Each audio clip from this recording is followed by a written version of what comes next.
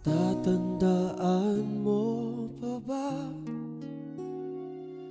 nung tayong dalawa ay unang magkita? Panahon ng kamusmusan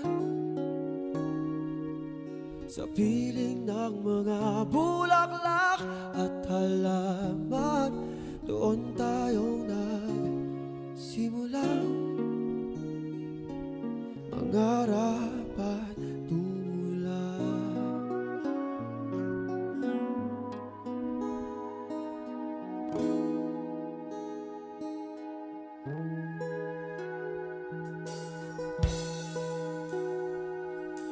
Natatandaan mo pa ba